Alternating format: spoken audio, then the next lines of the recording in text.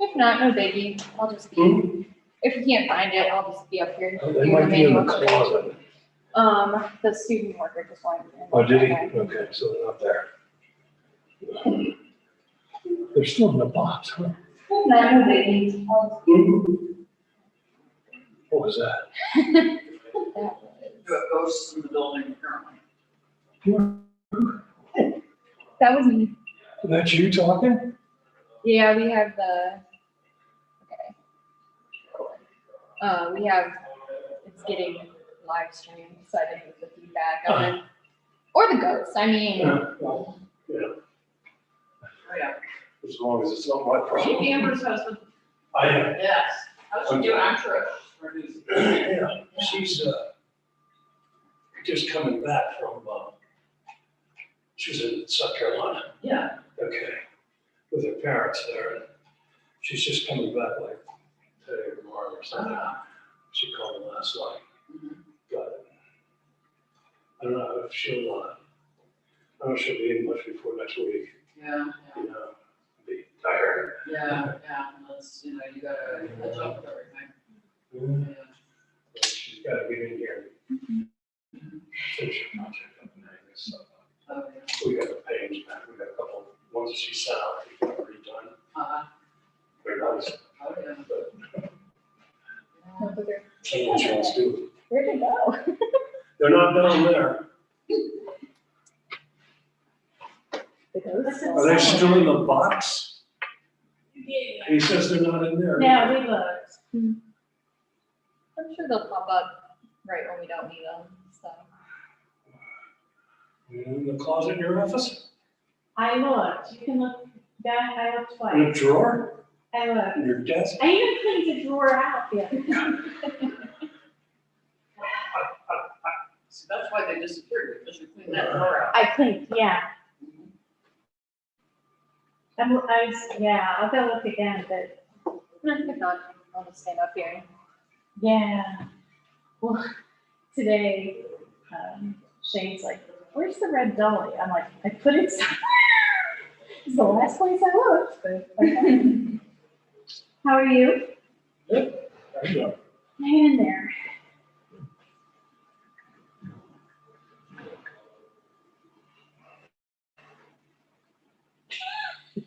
I'm looking forward to this. Yeah. So wait. Crash course. Do you need water or anything? Okay. That's it. Thank you. I'm gonna peek one more time. Okay, thank you. No worries.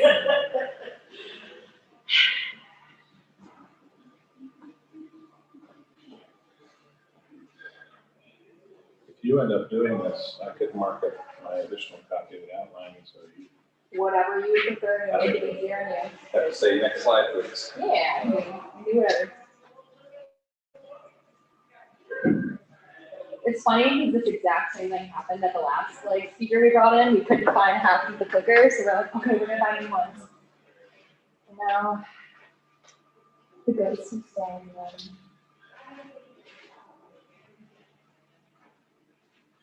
Still there.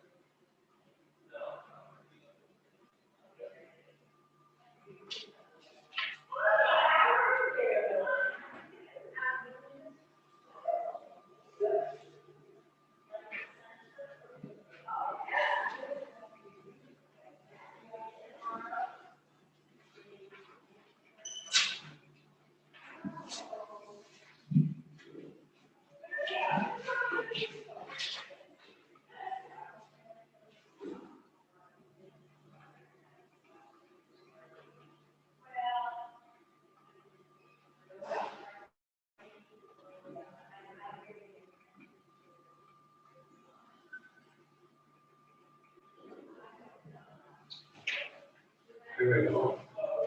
Sorry. Well, I have 2 batteries that'll fit. Do your thing. Wait, so this is for the projector.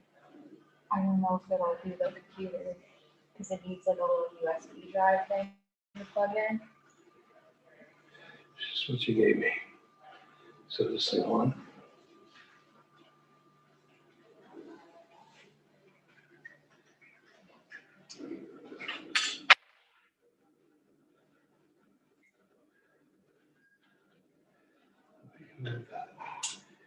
Computer.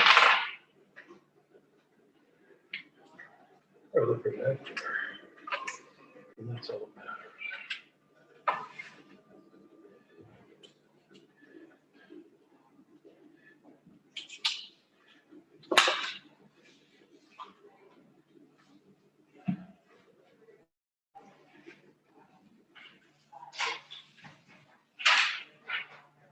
I think it was Panasonic on there about it, right? Hmm? It says Yeah. on the front, yeah. I don't think it's.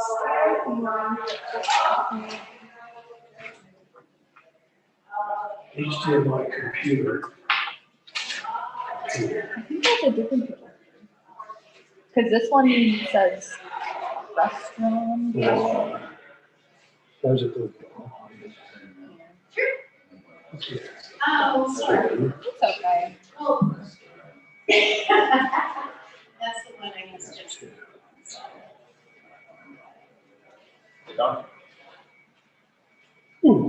Just do that by itself. I did myself, sorry. My file, I think it is. Should, they can take it. It's not this one. Yeah, if we put it on forward by ours. Is that functional? Oh, you can put it to change the slides. Amber's away. She's gonna use that. Set up, Louie, how are you doing? I don't know where she wants. I know that thing clocked out on me this morning in the middle of class. Oh, that sounds good. We Okay. don't have other events. We don't have to Oh, so that's mode for that thing, okay. Yeah, I don't think it'll help with the, doing the slides, unfortunately. Turn it on. Yeah, but I think it's just like the hardware of it, it's not gonna like help us do stuff that's on the screen, besides turning on the screen.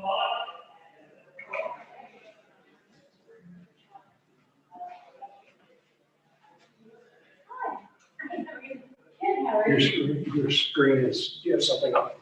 Yeah, we do. Oh, well, I muted it too, so. Okay, now it's unmuted.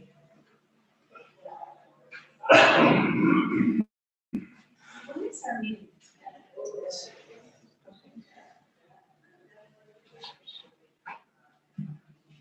Checking it out. Is that actually on? I mean, shouldn't you be seeing on the screen? Yeah, it was on. We were playing with that remote though. Okay. Like I said, these are just kind of bumping. Maybe I'll give you a cue between those two. So I want to point out the iconic 1982 scene and just talk about. Here's that we're still very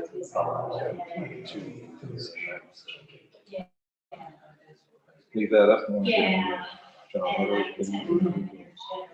Okay, so just, give me a secret signal for Yeah, for that I'll one. start How are you? talking about.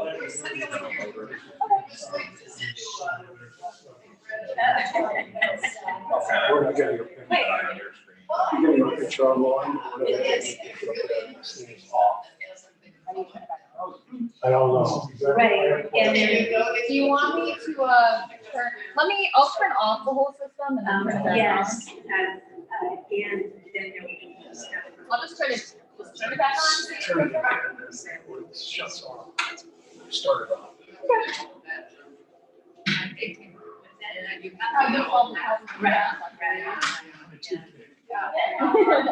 Remember what they did? Well, they're basically going to give you with that, but they said they've got somebody on call, so if you call somebody now. they could call somebody. Something like that. Was actually. Well, yeah, it was fine. I just passed along, It but was actually, because we had the precious blood, fathers, we answered all these, and then when. Like 3 classes a week. It's over now. No problem. they decided right at the end of the year to start doing. So you'll only have like short amount, just a small amount on that one, but anything that is, I'm sure anything that carries from the previous 70-something years. Yeah. Well, I remember when I was in the city, I actually called The way the thing doesn't work, when you turn that on, the screen rolls down, the projector's supposed to. Oh, yeah. Well, she shut it off. We're gonna reset it. I believe it'll work. I have faith. Oh, your faith is misplaced so badly. Technical material. Listen to someone's got. Oh, All right. she's doing something else. Oh, you're ill. Yeah. Rebecca left.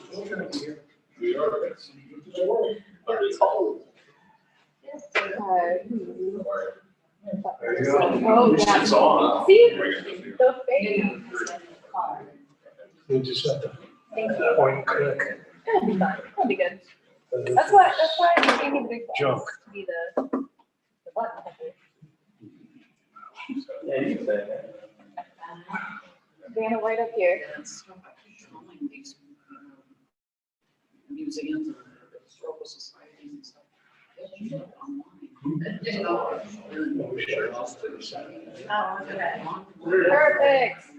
Crisis averted. Stuff like that, I mean, I'm thinking like, when my sister was having. Whoever did the animal sacrifice. Our church, and it's like, okay, I have to go down there and I have to do it in person, to ask them to do it in person, and then they handwrite it and everything. And it's like, just ice it. Some things can be done like that, some things can't. Yeah. Well, I have copies now of my parents' marriage license, the official, the marriage. Sure. My grandparents' marriage certificate. And, the marriage license, the official marriage license. My dad's marriage. We can't find my mom's marriage official. So it's like, okay, they said, well, they. But they said that they could find, they could use the certificate from church. So if it's notarized and stuff, because my sister wants to apply for dual citizenship in Italy. She is not. I know. Yeah. So it's like, I was kind of surprised when she said that. I was like,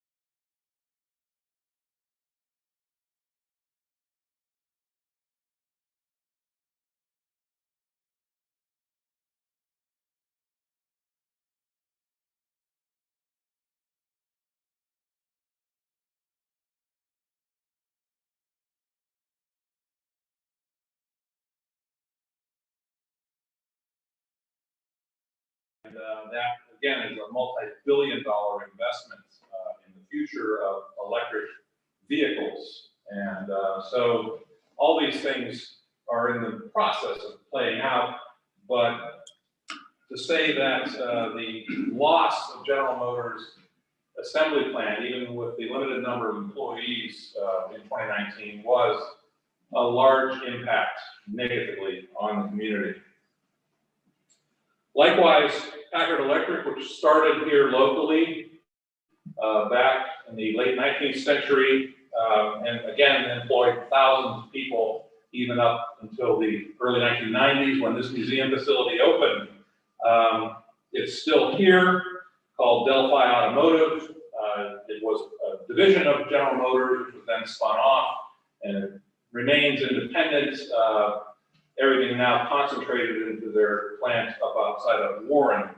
But again, a fraction of the people employed there that were there 30 years ago.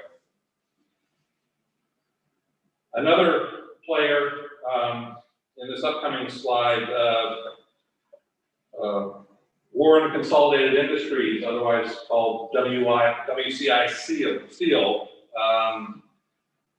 in the early 1990s, was still a significant part of the local industrial and overall economy. The numbers were down quite a bit, and you can see the pattern there in terms of where efficiencies and technologies took employment opportunities. But even 1992, there was a lot of optimism in the future.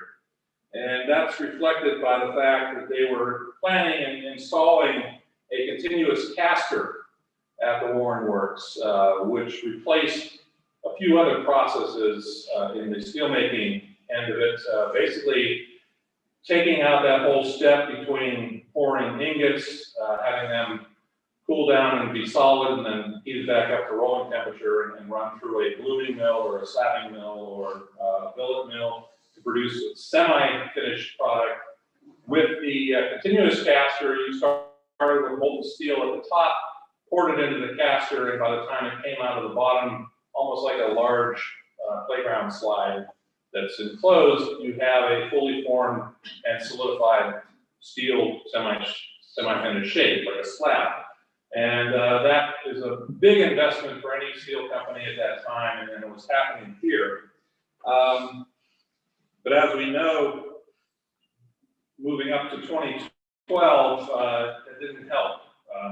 Even though it was the last standing fully integrated steel mill in the Mahoning Valley, the most modern in terms of its blast furnace capability, its basic oxygen furnace, and a diverse product line to make finished products, didn't help. And here's a case where I can insert a personal experience of mine from about 1994, 1995, where I was taking a tour of the WCI plant.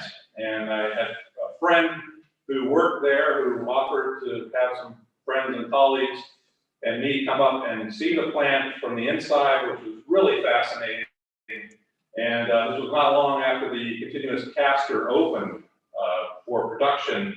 And so we saw that, we saw the caster work, and we left that shed, and we were walking between buildings, and we heard this noise coming out of another shed, some banging and whatnot. And so we peeked our head in there, and we were told, well, that is the old blooming mill for the Warren Works. And obviously they weren't using it anymore, so they were taking it apart. And I said, well, I guess you're going to be scrapping it. And he said, no.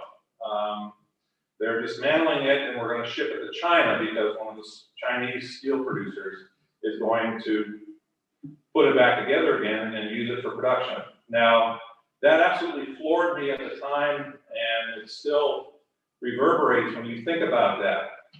In terms of the level of technology, we're talking about a mill that was almost 75 years old, that was obsolete, but was still going to China for production of steel there because they needed anything they could get their hands on to produce steel and somehow compete in the world market. Of course, their market is fairly closed, but that was, for me, an astounding revelation and an omen of what actually happened in the future. So no longer there. The same is true up in Warren for Copperwell, which evolved into CSE Industries and went through several owners before it closed down in 2001. And that brings us to Valeric Star here in Youngstown. And here is one exception to that. It was built out, the former Briar Hill Works of Youngstown Sheet and Tube, into a mini mill, meaning that you had an electric arc furnace melt shop, a blooming mill, and then some finishing mills, all in that big shed that you see there up at the top. But in the depths of the Great Recession and the late part of the first decade of this century, they announced, due to demand and opportunities in the shale exploration, gas and oil production, that they were building a brand new seamless mill, which you see at the bottom, investing almost $1 billion here in the Mahoning Valley to build that mill and to operate it to produce seamless pipe for the oil and gas exploration industry. So still going on today, and again, we'll see. So fast forward now about 30 years, and here's some audience participation, but can anybody name what is today the 3 largest employers in our region? Youngstown State University. Youngstown State University is one, for sure. Hospitals. The airfield, I'm sorry, what? isn't the airfield, Yes, the Youngstown Air Reserve Station is another with over 2,000 employees. And the hospitals. And Mercy Health in particular amongst the healthcare groups here. So those are the 3 largest, and again, a fraction of where we were even 30 years ago. Now, if you lived here for any amount of time, notions of regionalism and cooperation didn't necessarily go over very well, and there's reasons for that I'll talk about in the future. But there were attempts, even in the 1980s. One of our Mahoning County commissioners suggested something called New Youngstown, where taking a more regional approach between city and county governments, and to be polite was roundly ignored for such a proposal. But as we get into the 1990s, when this facility is opening up, there are cause for regionalization.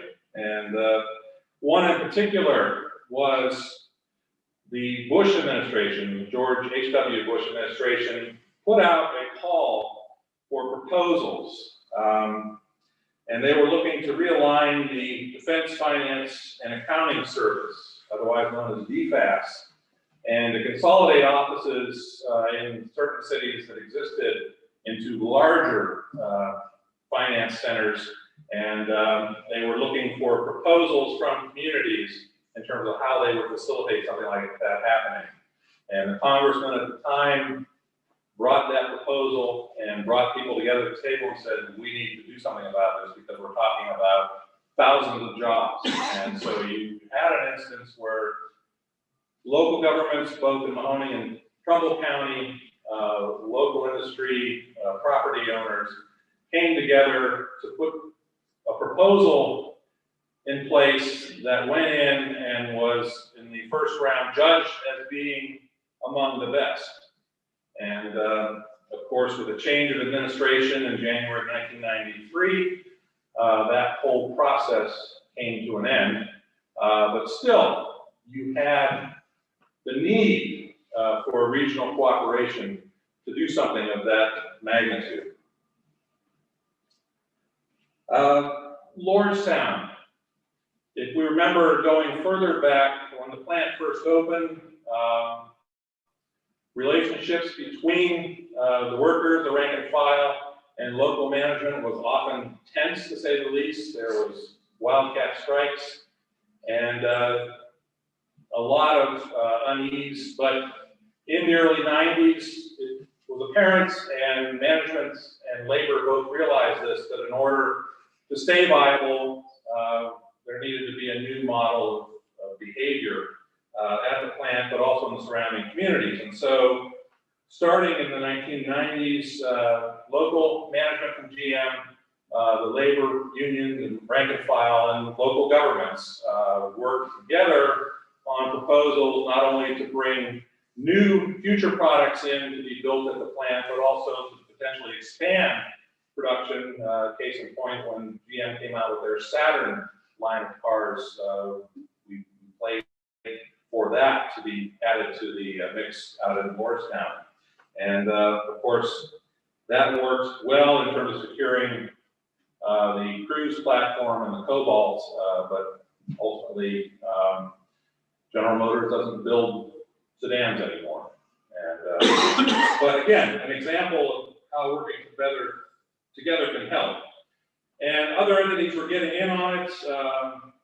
You had in 1993 a merger of the Youngstown, Warren, and Niles Chambers of Commerce to create the Youngstown-Warren Regional Chamber, again, to change the focus not from these individual cities and the interest therein, but to have a more regional approach toward business development and government relationships. And so that's something that came out of this period 30 years ago.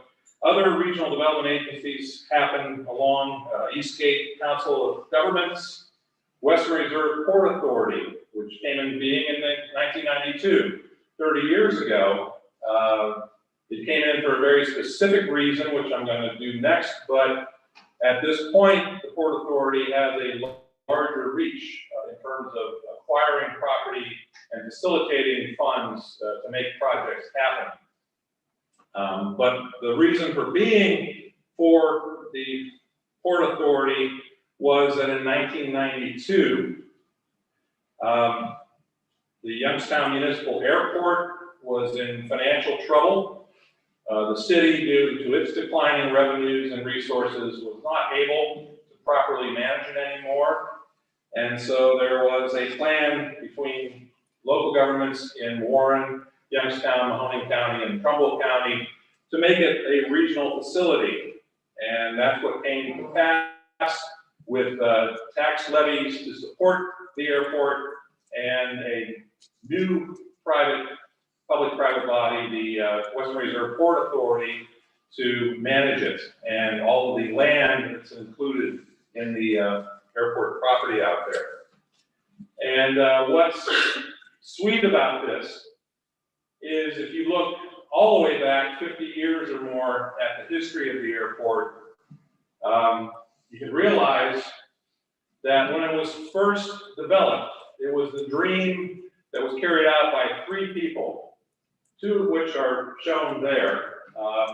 One was Henry Romer, who was president and CEO of Sharon Steel Corporation across the line in Pennsylvania. The other was Forrest Beckett, who was an entrepreneur emerging in commercial aircraft management. And then the third who really helped us along was Congressman Michael Kerwin. And there you see Forrest Beckett and Michael Kerwin pictured early on in the airport's history, but their vision in 1939 was a truly regional facility that would involve revenues from the city of Sharon, the city of Warren, and the city of Youngstown. And if you draw a triangle between those 3 cities, you'll notice that the airport is within there. And that's all purposeful. Now, what happened was, in order for the city of Sharon to invest in a project in Ohio, they needed special legislation from Pennsylvania, which was slow to happen and not happening. They could not make a commitment. The city of Warren said, if Sharon's out, we're out as well. This was the last WPA, Works Project Administration project, to be funded under the Roosevelt administration. And it was very much in jeopardy of not happening because the agreement was falling apart. And it was the city of Youngstown that stepped up and said, we will manage and provide the resources for it. And that's why it became Youngstown Municipal Airport when it opened in 1940. Fast forward 50 years, it finally, through necessity, became what it was intended to be from the start. I'm going to touch on politics, and like I said, as far as a dominant figure, little editorial back note here. If you look at all the images, many of them carefully crafted by Congressman Trafficant, this one for me really summed up a lot. And of course, this was right at the end of his career, and he's got that what me worried look about him. But let's talk about him as a force in our community a little bit right now. Now, those of us who knew James A. Trafficant Jr. know that he was, throughout his life, a maverick. Didn't do well with authority, whether it be at the University of Pittsburgh or other pursuits, and then once he got into politics in 1980, running for sheriff, obviously he didn't play by the rules. And that's when his career began, but he was a natural populist and arguably a bit of a demagogue, and very much an anti-establishment hero for the working class, especially here in the Mahoning Valley. And as sheriff, that first really came to light when he refused to execute orders for evictions for people who were behind on their mortgages and were being thrown out, and actually went to jail for contempt of court for not doing that. But he took all of that frustration and anger and continued to build upon it, ran an unlikely candidacy for congressman in the 17th district against the incumbent Lyle Williams, and won in 1984, and then began a career of working class populism through his seat in Congress. And of course, as a working class populist, he had the credentials from his background in a blue collar family, and he understood fully well what deprivation and hardships there were in the working class. And that played out in his politics regularly.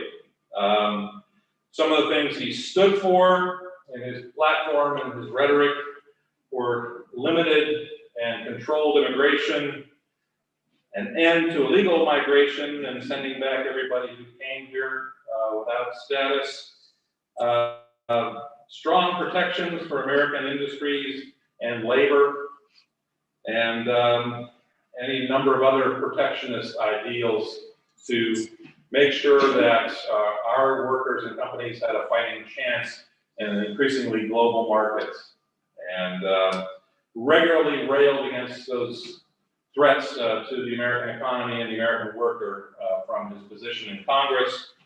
And does it sound familiar? If you fast forward a little bit in terms of working class populism today, and who are the champions of it, and what's the story, and there is a direct connection between Jim Trafficant's political career and where we are with working class populism today. Along the way, he also embraced some very controversial issues, including standing up for John Demyanjuk, who was an auto worker in Cleveland, a former Ukrainian soldier and death camp guard who was identified as Ivan the Terrible, who was a truly sadistic and cruel individual and went through trials in Israel before he was acquitted, and at one point was actually sentenced to death. He also spoke up for Arthur Rudolph, who was a former Nazi scientist who came to this country during Operation Paperclip and became a NASA scientist and was in danger of losing his citizenship here. And of course, those lightning rod issues made it, and this is something that marked Trafficant's career. There was very few people that had wishy-washy feelings about him. You either loved him or you hated him. And of course, that was part of his intent. I mentioned before the DFAS Center breakdown, which happened as soon as the Clinton administration came in, and that really opened up a rift between Jim Trafficant and the administration and the Democratic Party establishment that grew over the next 8 to 9 years, to the point that toward the end of his career, there was a clear break. He continued to battle with the Internal Revenue Service and Justice Department after his famous corruption case in 1982-83, which he represented himself and by some miracle won an acquittal. But he vocally, verbally abused officers of both of those federal institutions. And I mentioned where it all broke wide open in terms of his relationship with the Democratic Party, and that was in January of 2001, when he voted, along with Republicans, for Dennis Hastert for Speaker of the House, and was immediately expelled from the Democratic caucus and also removed from all committee assignments and became a party of one at that point. The only thing that came out of that, which is important later in this discussion, was $27 million, or you might say his pieces of silver for being a turncoat in federal funding that was awarded for the eventual development of a convocation center in downtown Youngstown.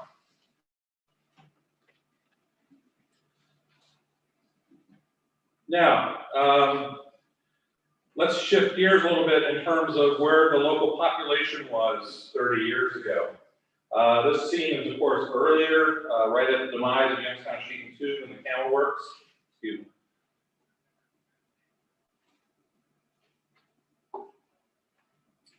But I put it up there just to help illustrate the point that we were in the early 1990s still in a great deal of economic and social and identity shock in terms of what had happened in the previous decade and a half. And in that time, because of the great crisis that was going on in cities like Youngstown and Camel and Struthers, where these mills operated and where thousands of people were put out of work, people had to rely on cultural traditions that had long been here for our community because of where people came from. And in my learning process as an undergraduate, but especially a graduate student at YSU, I had a couple of revelatory experiences. One was with Dr. Mark Schutz, who was a professor of social anthropology at YSU, and his specialty was studying rural communities in Europe, especially Ireland. And one time in class, he mentioned talking about his own research, and that when he started at YSU, he began to realize pretty quickly that what he called, or I'll just coin as an imperial disconnect between landowners and those who work the land in Europe, especially the European empires of the late 19th, early 20th century, and how that was going on here in the Mahoning Valley, which, when you think about it, makes a lot of sense in terms of where all these people came from. Imperial Europe in the east and in the south, and from the American South, African Americans, to work here. So the adjustment, it was very familiar once they got here and saw the way our society was structured, especially in the mid to late 20th century, when the owners and the capitalism industry who built the mills in the early 20th century weren't there anymore, and for various reasons, most of their children were not directly involved in management anymore. Or the companies just weren't owned locally. So that made a lot of sense. And then another professor, Dr. James Rhonda, whose specialty was colonial America and the American West, referred to Youngstown one time as a tribal city. And so make that connection in terms of people are identified in smaller groups that are part of a larger area, but rarely step out of their own influence groups, their church, their civic groups, their families. And often those things translated into the workplace before industry-wide unionization. And so these things were all working here, even though people were moving out of the central cities into the suburbs and assimilating in more heterogeneous neighborhoods. There were still a very strong connection culturally to church, to civic organization, and family. And so when you had a crisis like we did, that very much played into it. But the population has been shrinking steadily nonetheless, and just a few examples. The city of Youngstown in 1990 had a population of 95,787. In 2020, it's 60,068. And that represents more than 100,000 population drop since 1960. Mahoning County as well, 264,806 in 1990, 228,614 in 2020. So you can see the problems and the great challenge for public officials to try to maintain and by some way or another improve upon infrastructure and services in an environment of shrinking revenues. And that is very much part of the local dynamic. Now, I would be remiss not talking about something that defined a lot of what was going on in the 1990s, and that was the continuing specter of organized crime and also corruption in private, but mainly the public sector, and what impact that had on our community. Of course, this is a long-standing problem going back really the 1930s and 40s, maybe even earlier in different forms. We became nationally infamous for it in the early 1960s. We had instances of organized crime warfare that popped up sporadically. But by the 1990s, it really was taking a toll on the community. And I don't know if it was desperation or what, but there was more audacity among organized crime figures. And there was minimal public reaction to that. And one example of that is the Citizens League of Greater Youngstown, which was formed to address these issues, which representatives, including future Mayor Patrick Ongaro, went to DC and testified, but by and large, locally, were marginalized in terms of there's nothing we can do here and you're just causing greater problems. But as I said, as the economic situation changed, the situation became more dire. And you have situations like the county engineer directing trucks full of asphalt from county paving jobs on the roads to other pavers to pay off campaign debts.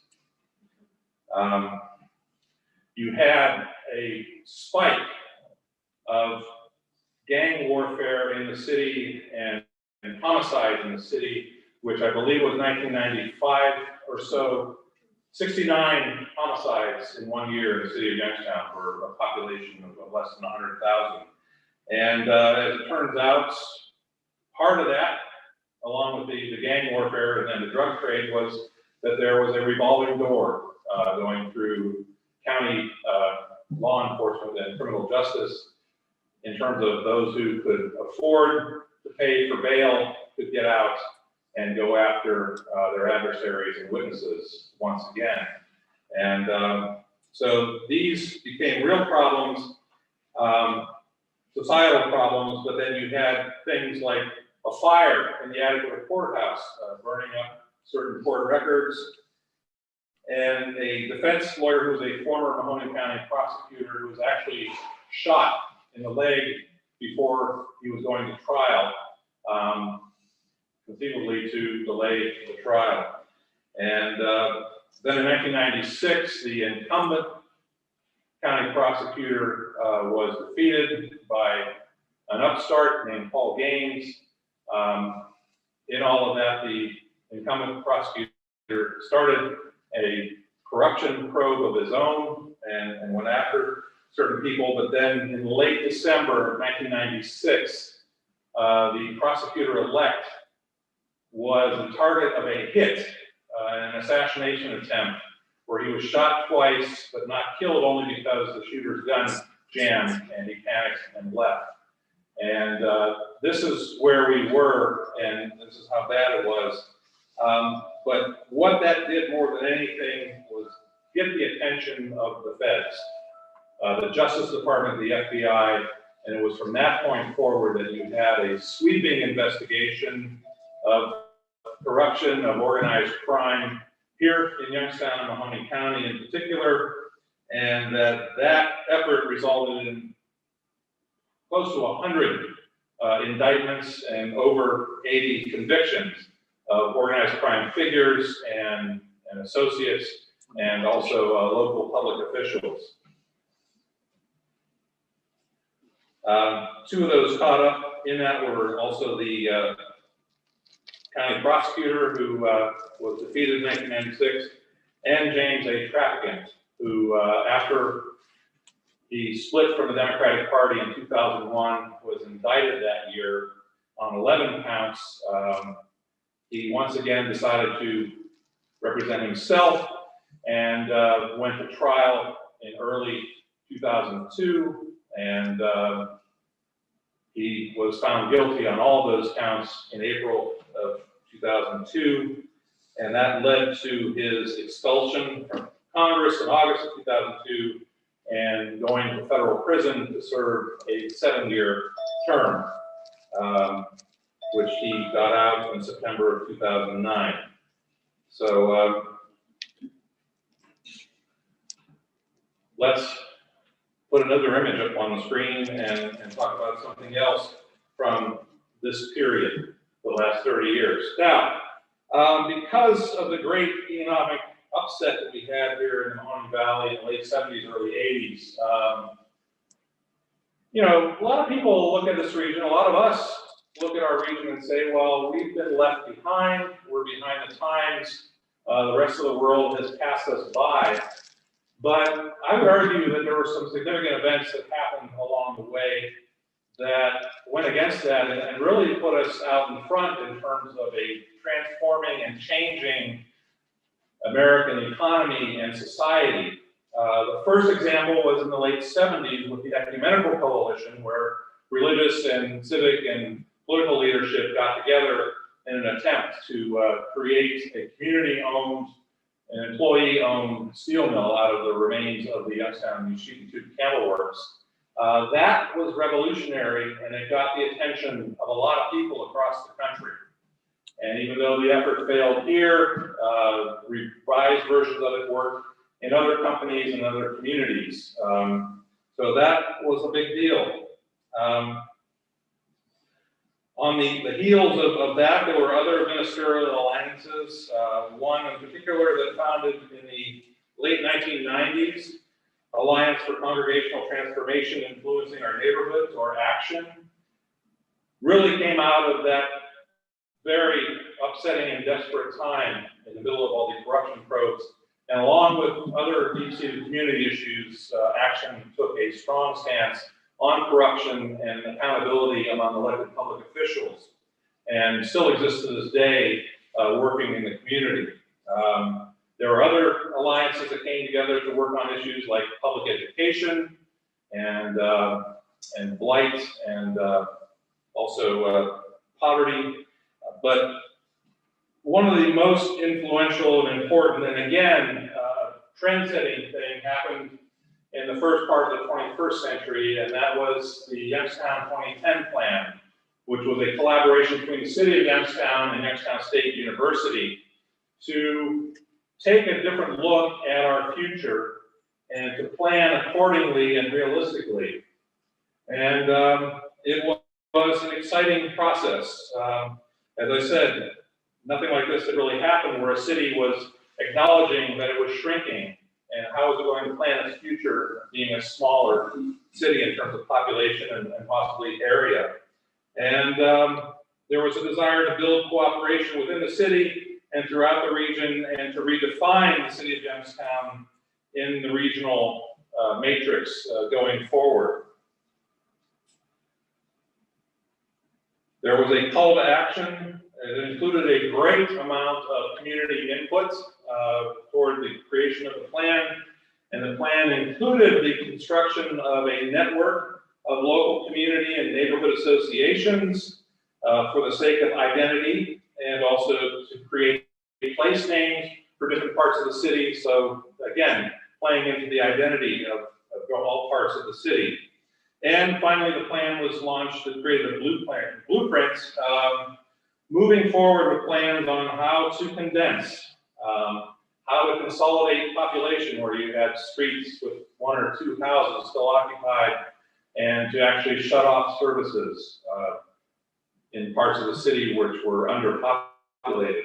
And that has proven to be the trickiest part politically. It has happened in some areas, especially out on the Outer East Side, but by and large, the decline of the city, one house at a time, has continued. But this, again, was revolutionary, and people were watching across the country and across the world in terms of what we were going to do here in Youngstown. People were watching nationally and internationally in 2019 when General Motors closed, creating another shockwave economically through the area. What are we going to do about it? And if you might have noticed, there were many presidential election cycles going back at least 10, maybe more years. The national and international media are here asking people on the street and asking local leaders what they're looking for in party platforms and moving forward. So those are all important, and it speaks to the fact that what we're doing here has significance beyond our region. Next, I want to turn to part of our more recent past, and that's downtown Youngstown, which has benefited quite a bit from planning, but more than anything, this project, which was undertaken early in the 21st century, to build a 6,000 to 7,000 seat arena in downtown Youngstown, proved to be a catalyst for new developments in the downtown district. And we must look at this as an enduring legacy of James A. Traficant's career in Congress, because without that $27 million, I don't think this would have happened. And but definitely, when you look around what's happened as far as investment in infrastructure, reopening Federal Plaza downtown, finally, some local government cooperation with developers and some learning about the tools that were available to redevelop and preserve our historic building inventory.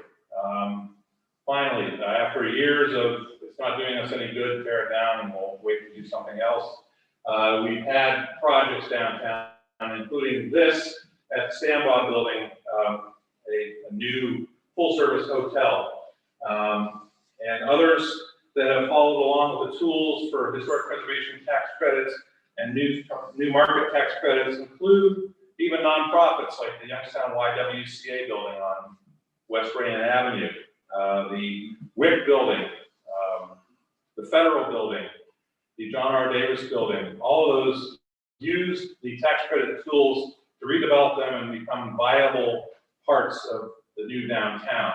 And so that's definitely a plus. And a new sense came out of all this too, as far as a place to live and work and play, sometimes all within one block. And there's a lot of downtown residency, not only in the private sector, but of course, university and some of their development partners in terms of student housing. They have a presence in downtown, especially in the WIC building and the Erie Terminal building. And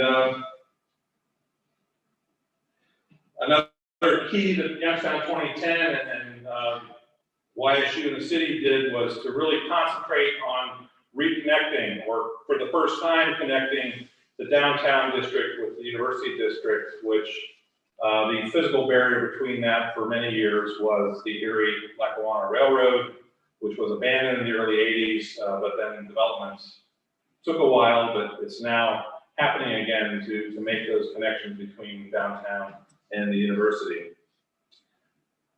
The last thing I want to talk about in terms of identity, and like I said, this is a little bit of subjectivity, though I wanted to mention too, the investment in infrastructure downtown especially continues. Here's a look at Fifth Avenue, which was totally rebuilt within the last 2 to 3 years, and the work continues using build grants and other funding sources all through the city streets in downtown. Front Street, Commerce Street, the north-south connectors. There's a lot going on. There's a lot of inconvenience right now, but we'll be happy for it in another 2 to 3 years when we have new infrastructure, and not only with the streets, but also utilities, data. These are all important to the players downtown, especially the YVI, which is in downtown Youngstown, among the leaders in this country with additive manufacturing right now. And so let me get back to the identity and looking at the room right now. We have a couple of millennials, some Gen Xers, some late baby boomers like me and Teresa back there, and people going back further than that. It's interesting to me in terms of attitudes and how they have evolved over the last 30 to 40 years, because I would say the 80s and 90s, for me, being very preservation minded and wanting to preserve as much of the history and wanting to be proud of our cities and our region's history, it was discouraging because people were genuinely hurt by what happened to the economy, what was happening to their neighborhoods and communities. And in the process of hurt, sometimes you just want it to go away. And so you look at blighted areas, you look at the remains of heavy industry, and you say, I don't want to look at that anymore. And so a lot of that was cleared out. But at the same time, the up and coming generations, I've noted kind of being in between, Gen Xers and millennials especially, very fascinated by, because they don't have that memory or that connection with the more recent past, fascinated by what happened here and what does this site represent, what does this building represent, why is it so interesting, and what can we do to reuse it. And so that is very encouraging in terms of having that sensibility for the future, in terms of the possibilities to keep the unique city identity and look, because there's nothing cookie cutter about the city of Youngstown, as it is with many small, even large cities. It was really dependent on geography and development patterns and industries, et cetera. But holding on to that as we chart a course for the future, and I see a lot of that. And I see also that grittiness, that patina, as it were, the sense of some ruins here and there. A lot of people, that's pretty cool.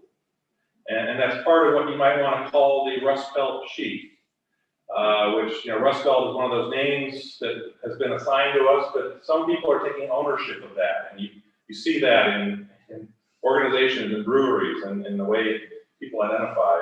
One of my favorites in terms of messaging among younger generations is Youngstown hates you. So that, again, looking to the future, maintaining that bridge to the past, and maintaining a lot of the cultural institutions and the community memory that institutions like this one and our facilities maintain. That is critical, and it shouldn't drive what happened in the past, shouldn't drive the future, but it certainly should influence it, and we certainly should celebrate our past as we move into the future. So with that, I throw a couple of images up just to say Thank you for having me here, and congratulations to the Youngstown Historical Center of Industry and Labor and YSU for keeping this facility going and dynamic and relevant in our community's present and future.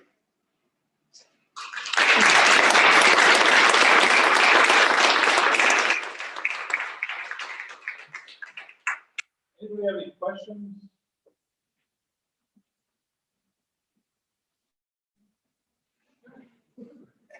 Do you know what they're doing with the theater building behind here exactly?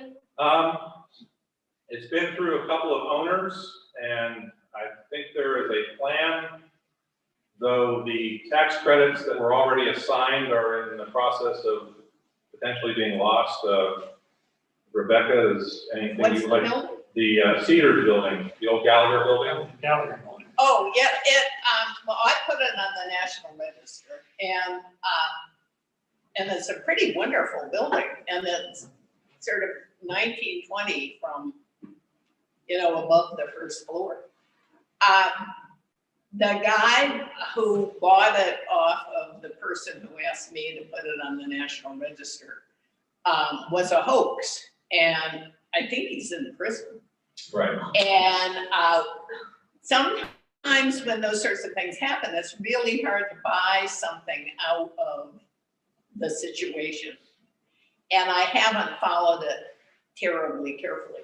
But when Dominic Gata had it, yes, indeed, it got tax credit. So it's viable for tax credit because it's already been through the whole process of review and definition. And it simply needs someone to acquire it and think of a use for it. When it was originally in that use, it's lost spaces. I believe it has, but anyway, it has wood floors. It has the 1905 plaster walls. It needs access like an elevator on all of those upper floors. And the reason why it closed when it was the Cedars was there was a cracked sewer pipe, and the health department, the water waste people, nobody would own it just because of corruption. Nobody would ever deal with it. And so they eventually put them out of business. And it's imminently convertible to something. I don't know anything about housing market downtown. And my friends who do say that it was more viable when not that many buildings had been turned into residential property, because it was indeed 4 or 5 floors of a loft. The whole width, the whole depth, great view, walk outside, it was all there. And I don't know, and that's a very large apartment. And so I don't know whether anything's happened beyond that. Thank you. Jim? I just got a comment about the general economy. The steel industry in the Pacific is coming back dramatically in the last year. The one of the best stocks you could have is Nucor Steel. In the last 6 months, has doubled in price. And because of the tariffs on the Chinese steel, the tariffs on the Russian steel, a whole lot of that Russian steel is now blocked and not coming to the United States. Semi-finished and unfinished billets, a lot of those billets went to Sharon to be rolled into steel. They're not coming up the Mississippi in pig iron. So there's a major change. US Steel last week reopened 3 blast furnaces in Gary to produce semi-finished steel that used to be imported from Ukraine, Russia, People's Republic, and Brazil. So there's a reshoring of the industry, which needs to happen because of the fact that the high cost of producing steel in the United States has changed. We're no longer a high cost area. And US Steel announced a new facility in West Virginia. Right. Any other questions? Comments? Yes. The picture behind you, are those the things that they were destroying in the original slide?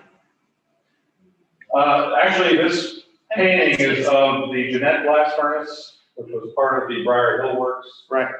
And this was all torn down around 1997. But what's interesting about it is you have this idle furnace. Actually, these 4 stoves are part of another furnace that was taken out many years before.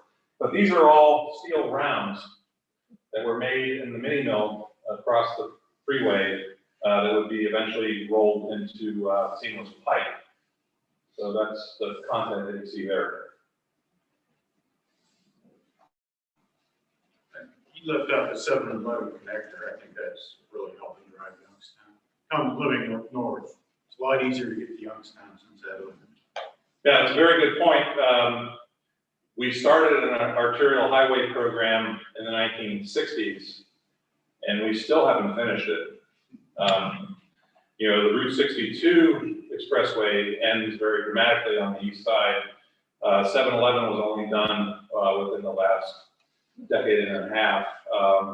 So again, those infrastructure dollars need to be in place, and part of the regional approach to economic development is to be more strategic about it and to establish priorities so we have a clear message going to Columbus and Washington, D.C. about what we need as a region economically and socially. And so that would be an example of something that we were able to accomplish. Jim. I think you sold the Citizens League short in terms of its role. I know I did. Because I figured you would pop in here. So, I mean, what happened wasn't the whole story. And I'd say, and you can say this better than I can, in terms of being one of the founders. I think we were successful in getting attention Yes. of the Justice Department, and the prosecutions that took place. Obviously, we weren't able to participate in that. Mm-hmm. But, having gone down to Washington and testified before the Senate, had a long and deep effect, I think, on how the federal government looked here. And they couldn't do it overnight, but I think a lot of credit needs to go to the Citizens League and the citizens that were involved in that. Absolutely. Which was a risky adventure at the time. Yes, and you and fellow members sacrificed to do that, for sure. Thank you, Jim. My wife just said a moment.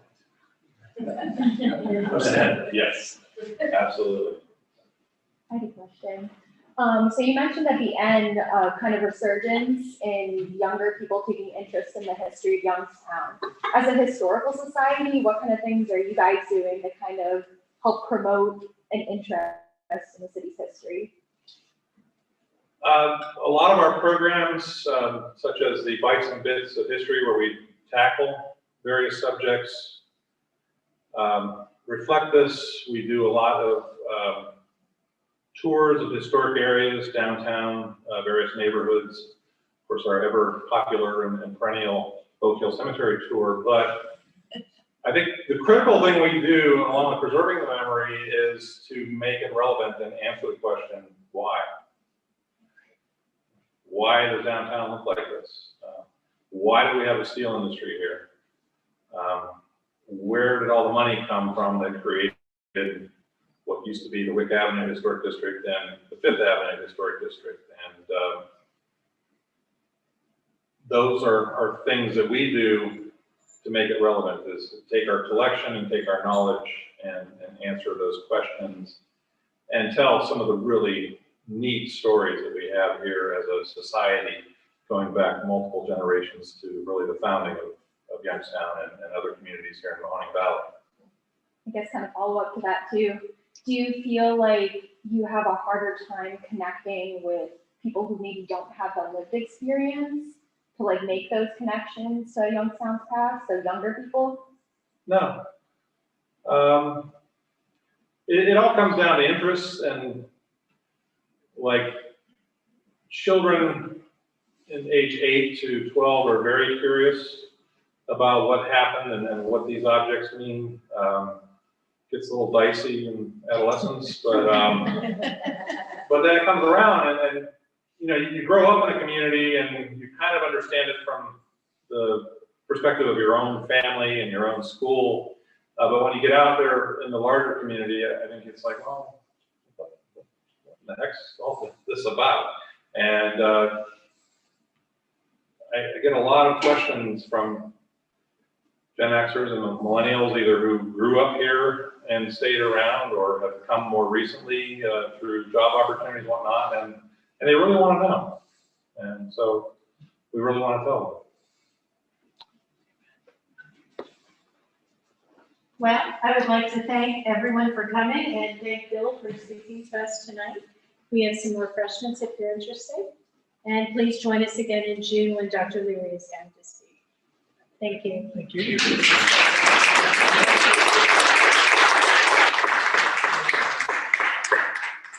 Good job, Bill, as always.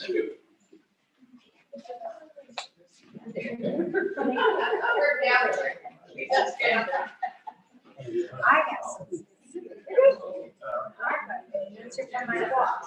Oh, you got it all.